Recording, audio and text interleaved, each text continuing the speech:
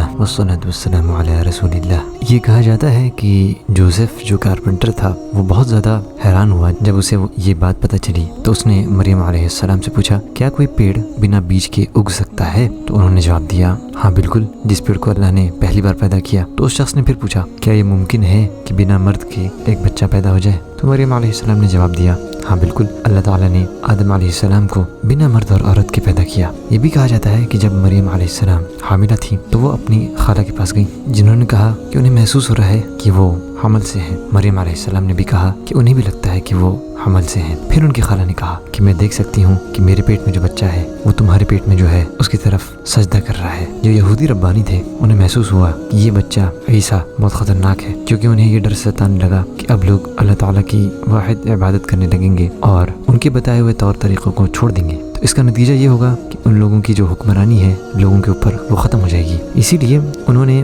عیسیٰ علیہ السلام کا معجزہ جو انہوں نے اتنی چھوٹی عمر میں کیا، یعنی لوگوں سے بات کر کے اسے چھپا دیا، اور مریم علیہ السلام کے اوپر بہت بڑا بہتان لگایا ان یہودیوں نے۔ جیسے عیسیٰ علیہ السلام بڑے ہوتے گئے تو نبوت کی جو نشانیاں تھیں وہ بڑھتی گئیں۔ وہ اپنے دوستوں کو بتا سکتے تھے کہ کون سا کھانا ان کے لیے انتظار کر رہا ہے ان کے گھر پر، اور انہوں نے کیا کچھ چھپا رکھا ہے کسی بھی جگہ۔ جب وہ 12 سال کے ہوئے تو اپنی امی کے ساتھ یروشلم گئے، وہاں ایک عبادت گاہ میں گئے اور ان لوگوں کے ساتھ جڑ گئے جو یہودی ربی کا درس سن رہے تھے۔ جو لوگ تھے وہ سب بڑے بڑے تھے، لیکن عیسیٰ علیہ السلام کو خوف نہیں تھا ان کے ساتھ بیٹھنے میں، وہ بہت دھیان سے سننے لگے۔ اس کے بعد انہوں نے کچھ سوالات کیے اور اپنی رائے رکھی۔ جو یہودی ربی تھے وہ بہت پریشان ہوئے اس لڑکے کی تیزی پر، اور جو سوالات انہوں نے رکھے اس سے وہ ایک دم پریشان ہو گئے، کیونکہ ان کے پاس ان سوالوں کا جواب نہیں تھا، اور انہوں نے چاہا کہ اس بچے کا منہ بند کرائیں، لیکن عیسیٰ علیہ السلام ان کی باتوں میں نہیں آئے اور اپنی بات رکھتے رہے۔ وہ اتنا زیادہ اس میں مشغول ہو گئے کہ وہ اس بات کو بھول گئے کہ انہیں گھر واپس جانا ہے۔ اسی دوران ان کی امی گھر واپس لوٹ گئیں، یہ سوچتے ہوئے کہ وہ اپنے رشتہ دار یا دوستوں کے ساتھ واپس لوٹ آئے ہوں گے